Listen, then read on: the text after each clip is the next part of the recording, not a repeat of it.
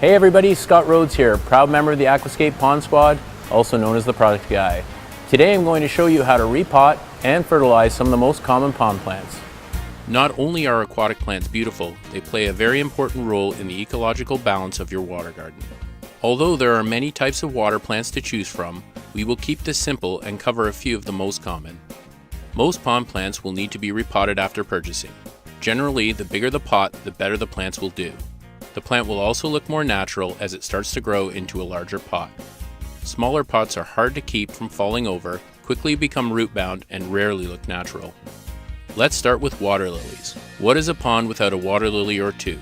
Water lilies provide shade, shelter, and natural environment for fish and other creatures living in the pond.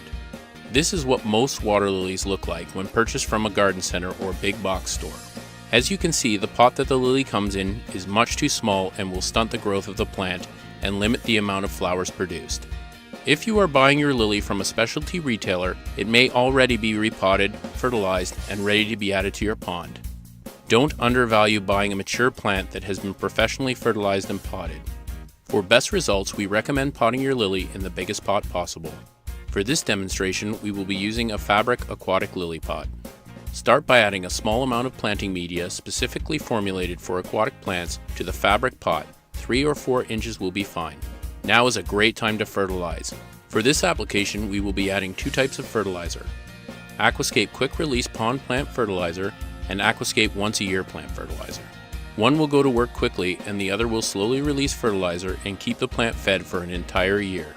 After adding the fertilizer, you can add a little bit more soil to protect the plant roots from direct contact with the fertilizer and encourage root growth. If you are planting marginal plants, gently loosen the roots and soil, placing the plant on top of the soil already contained within the pot. If you are planting more than one small plant into a large pot, leave space between the plants, allowing the plant to fill the gaps as it grows. A great technique to cover the edges of the pot quickly and create a cascading effect is to add a small marginal plant into the pot. These plants will quickly soften the edges of the pot and add texture and color to the planting. If you are planting a hardy water lily, you will need to lay the tuber, a sausage-like root structure, against the side of the pot, with the growing tip pointing upwards and angled about 45 degrees towards the center of the pot.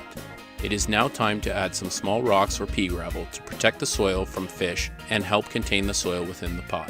You are now ready to place your plants into the pond. Water lilies should be set so the base of the pot is approximately 10 to 18 inches below the surface of the water.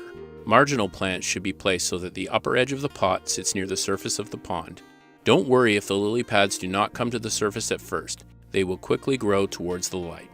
If your pond is deep without shelves, you can use an upside down clay pot with a piece of flagstone on top to make it look more natural. If the pot is big enough, you can cut a small door, making a great fish cave or hiding place. Remember, when adding new plants to the water, lower the pot into the water at a slight angle. This will prevent a rush of water going into the pot that could release pond soil back into the pond.